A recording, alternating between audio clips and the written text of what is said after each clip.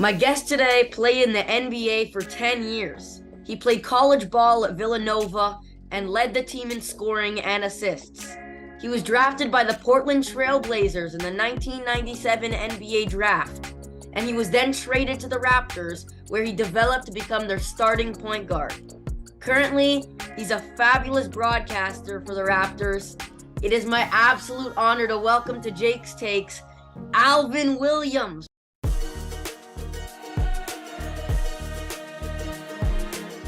Man, Alvin, thank you so much for doing this. It's so awesome, and thank you so much for being so nice to me at Global Jam last week. It's quite the tournament, right? No, definitely was a great turnout. Tournament was awesome. And my first experience, the teams that came from other countries and just seeing the support, seeing some celebrities there, and it was fun, man. It's always fun for me to get back to Toronto and spend time and meet the people. And then I got to meet you there, so it was a great experience, a great time for me. Yeah, it was definitely amazing. Mr. Bartlett did a heck of a job. What did you think about Kentucky, though? They looked so good. They're good, man. I don't know. To be honest with you, I haven't really followed college basketball as much. Just the landscape has changed from when I was playing and even after I was playing. But Kentucky showed a lot, being so young and their ability to share the ball, their ability to break defenses down from multiple positions, the versatility they had. They had veteran players, some returning players, and Antonio Reeves, and then they got the young guys. So it was good. Defensively, they locked in, and for it to be so early in the year, and not even the season started, they were working well together. So I'm really really impressed with Kentucky. I'm excited to see what they do this upcoming season. 100%. They did have those guys, like you said, like Antonio Reeves and Trey Mitchell, who are vets in college ball. But they Yep. also had their stars who really haven't played with the team at all. It was DJ Wagner's first game, I believe, and Justin Edwards. And I know Aaron Bradshaw didn't make the trip, but as a raw team, that looked pretty darn good. Yeah, no, they were good. And you mentioned three players, but I was really impressed with Reed Shepherd. I got a chance to play with his dad, play against his dad when he was in Kentucky coming out of high school. We bumped heads. And then seeing him play remind me a lot of his dad. But Reed Shepherd was a guy that, didn't rely on his offense. He did the other things. Like defensively, he was off the charts. When he got the chance to play the point guard with DJ Wagner and Rob Dillingham moving off the ball, he did a phenomenal job, man. I was really, really impressed with him, man. Yeah, he was blocking shots and everything. He looked amazing. Yeah, he was tough. Anyway, so let's talk about the Raptors now. And let's start with Fred VanVleet. Obviously, it's going to be some big, big shoes to fill and everything. But what a story from undrafted to all-star to NBA champion and now to over 40 mil a year. Wow, that's unreal. But is Dennis Schroeder the guy now? Is he you think he's gonna be the starting point guard, or are they just gonna run the five best players and put Scotty on the ball more? I really don't know. It's a good problem to have when you have a Scotty Barnes and he can continue to grow. He's somebody that can handle a basketball. He's a very, very good passer. He has very good court awareness. His offense is improving from the outside. So I think ultimately, if you want to have a Scotty Barnes play your point guard or initiate your offense, because today's NBA is positionless basketball, but Scotty Barnes can initiate the offense, things like that. But if you want to go and put Dennis Schroeder in the game or start him and have Scotty playing the wing and just have him like a hybrid player, that's the option as well. So it's going to be up to the coach and the staff how they figure how they want to best conform this team and the lineups. But they have versatility with those type of players. But Dennis Schroeder is more than capable of being a starter. He's been a starter in this league, but he's more than capable of being one for the Toronto Raptors as well. 100%. And I know he's not going to be starting or anything. I wonder if he's going to get some minutes. I was so impressed with Marquise Noel. I know he's 5'8", so it's awesome to see that. Huge story. He's for sure going to be a fan favorite really quick. It's going to be amazing to watch him. Yeah, no, for sure. He's somebody he's a baller. You have players that you create and you have players that grow into something and whatever. But he was born a basketball player. And usually when you're that small, there was never a time in your life when you weren't that good. like in basketball. Like you had to, it's not like he's just jumping on the playground and they're taking the smallest guy and he's not that good. He always had to pretty much play his way into getting the respect. But either whether he was a scorer, defensive pest, but his ability to pass as well, break defenses down and pass, he's just a hooper, man. And I got to see Muggsy Bogues, who's a big fan of his, who was a small point guard as well. So, he's somebody I would not be surprised if he does crack the lineup or get some, formidable minutes. We would all love that. Anyway, I want to go back to the Fred and the Rockets. And what Houston did this offseason, it got me a little confused. They had, in my opinion, an outstanding draft, maybe the best out of any NBA team, landing Amen Thompson at number 4, but then snagging probably your boy, because he's a Villanova star, Cam Whitmore at number 20, an absolute steal. And they're both these players are very, very, very efficient from the field, with especially Amen shooting 57% from the field. But then they go out, and hear me out on this, I'm not hating on Fred or anything, and they throw all the money to Fred and Dillon Brooks, who are two players who are great, have very, very, very important roles, good defense, good defensive players, leaders, and all that. But both these players are so inefficient. They're tied for third bottom in the league when it comes to efficiency wise. And if you add that to Jalen Green and Jabari Smith, they now got 4 of the bottom 10 players efficiency wise in the entire NBA. How do you see this playing out for the Rockets? You pose some great concerns, but once again, until you're in that boardroom, until you're in that room and figuring out like what the goal is and what the direction is. But what I will say with Dillon Brooks and Fred VanVleet mixed with the young players, you have veterans and you have people to teach young players how to be professional. And I think when you are investing in young players, you have to have someone there. So you take a Fred VanVleet. I think he got 3 years for $100 and whatever $1 million. I think 2 years are guaranteed. Third year is the team option. So it's pretty much a 2-year deal when you think about it. And those 2 years, I'm going to invest in Fred's leadership and his ability to play the game at a high level.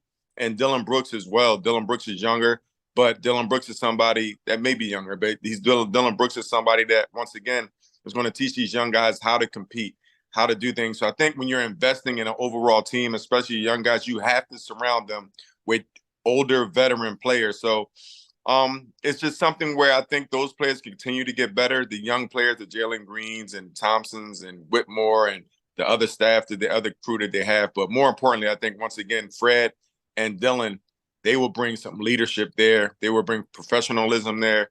And the young players is very valuable that the young players can learn from. 100%. You just mentioned a bunch of very good young players on their team. But the guy I think is due for a huge breakout season this year is Jabari Smith. He had an absolutely incredible summer league, but being a big that's inefficient, do you think that's a problem, or do you think he's going to bounce right back into it since it was just his rookie year? Yeah, now these guys are young, man. And one thing you learn when you're that young, there's so many things that you have to learn about the game. And the game is not the same as being a professional, because the things being a professional is off the court. So putting all of these things together, all these guys play? Yes, they can play, but you have to learn how to play. You have to learn how to be efficient. You have to learn how to do all of these things. So all of these guys are very young. And again, you talk about Jabari Smith. He's a young player, very, very talented. That will come. And once again, when you have the veteran guys say, hey, that may not be the best shot, or hey, this is how you can do this, or hey, let's watch film. Let's do these things. And then you're starting to hold true to the work ethic, the practice time. Those guys will get better. And one times in our society, a lot of times, especially in professional leagues, we don't have a lot of time. And it's kind of like, what have you done for me now? But you got to give these young guys time to mature and develop. And I think Houston has the right path in order to do so. 100%. Talking about young players, I want to ask you about Grady Dick. Obviously, he stole the show on draft night with that absolutely insane outfit. But here's my take on Grady so far. After watching him in the summer league, he really impressed me with his athleticism. Not only does he look like a spot-up shooter, he also looks like a guy who can move, a slasher, a cutter, something like that. What do you think about Grady? Yeah, he's much more than a shooter. In college he was a knockdown shooter, but he's somebody who can go get his offense. He's not afraid. And I think a lot of these young kids, man, when they're playing, they played in so many pressure games when they were young, whether it's AAU, whether it's college. When they get to the pros, it's kind of like second nature. I've been here before. I'm not succumbing to pressure, and he's the guy that can go get his own offense. He's the guy that can make shots. And once again, once he catches up to the rhythm and the speed and the demands of the pro game, he'll be fine because he has the confidence, he has the skill level to be so. You know what I definitely feel though is that adding his energy to Scotty's energy, that's gonna be something awesome for us fans. You agree? No, for sure. I mean, the energy, the excitement, and just happy when you're young. A lot of times you're just happy to be there, and that excitement is there. It's when you start getting, as the season starts to go on, and you start getting a little tired, a little banged up. But when you're young, you're just like, let's bring it, let's get it. I got it. I'm ready to go every single day. Sometimes the older players are like, oh man, relax, man. We got just another game. This is only the 13th game of the season. It's a film. It's not a film, but it's a clip back in the day, Magic Johnson. And it was his rookie year, and it was his first game of the season. And Kareem Abdul-Jabbar hit like a game winner. And Magic Johnson jumped in his arms and was just so happy. And Kareem was like, come on, man, we got 81 more of these games left. Like, relax. So it's going to be great to see the excitement. I think it's going to be really helpful for the Raptors. And, of course, the fans are going to really dive into it. So, yeah, I'm excited as well to see Grady and what Scotty does. Can't wait. Anyway, these Pascal rumors now, they're flying everywhere. And the trade rumors for Pascal, come on, it can't be enjoyable. I was thinking, Pascal's coming off an absolutely absurd year. He was able to get buckets so easily. He averaged 24, 7, and almost 6 assists per game.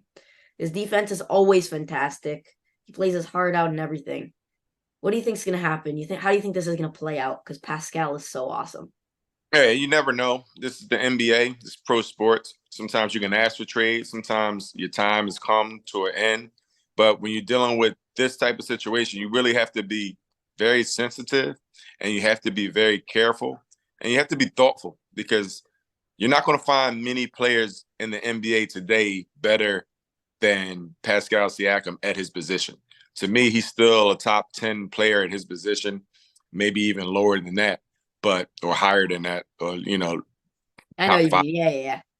five or 10. You know what I mean? But he's a heck of a player, and what people, once again, he's still learning how to be the man of the team. He's still learning how to win as the man. He's come up in a situation where you talk about Fred being undrafted.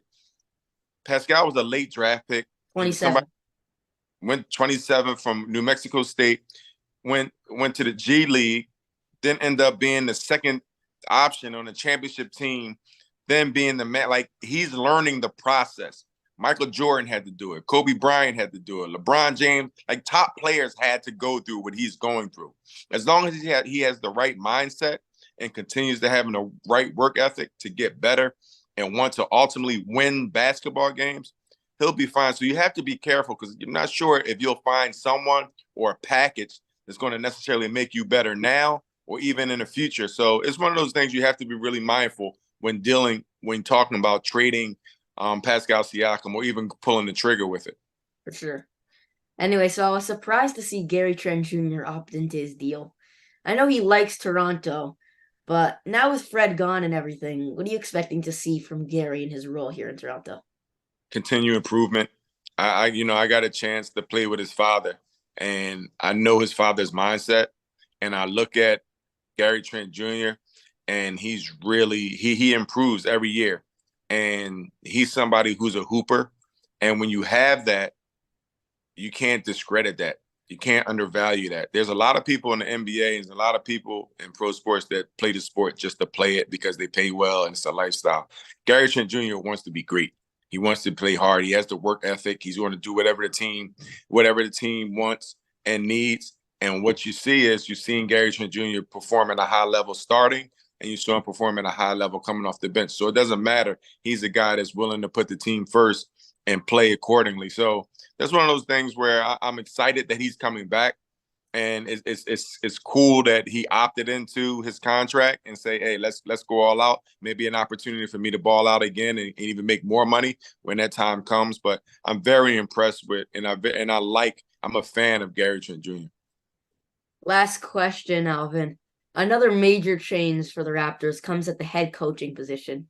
Nick Nurse is out and Coach Darko is in. Nick Nurse did a heck of a job with this team. So what do you expect from Coach Darko? What do you think is going to be different about him? Without me knowing Coach Darko at all, and got to do my research and got to talk to some people that was with the Memphis Grizzlies. I talked to a friend of mine that played at Villanova, Randy Foy, who was there at OKC with Coach Darko. Everyone speaks highly of him. He spoke highly of him, but I like the things that he said as far as he wants to get to know the players. He wanted it to be more than just basketball. He wanted to know what makes them tick, what's going on in their lives. And a lot of times when a player has that feeling and has that relationship, they want to go out and run through a brick wall for the coach. So it's one of those things where I like that approach, but at the same time, you have a veteran team and you have some young players. So getting that mixture and that balance and making sure that everyone continues to buy into what he's doing, that's something that I'm looking forward to. But so far, so good. I like what he's doing. And it's all going to be about what the older guys, if the older guys buy in and what happens with him and he continues to implement his philosophies and stay true to his philosophies, then he's on the right track to making his team have a successful season. Alvin, thank you so much for joining my show today. Did you have fun with me today on Jake's Takes? Oh, man, call me anytime. My man, I had so much fun. And I'm like I said, I'm very impressed with your knowledge. And I'm very impressed with your confidence and you just being a human being, man. It was cool talking to you at Global Jam, and it's even cooler talking to you today. So very impressed. I had a good time. Thank you, man. Of course, thank you so much.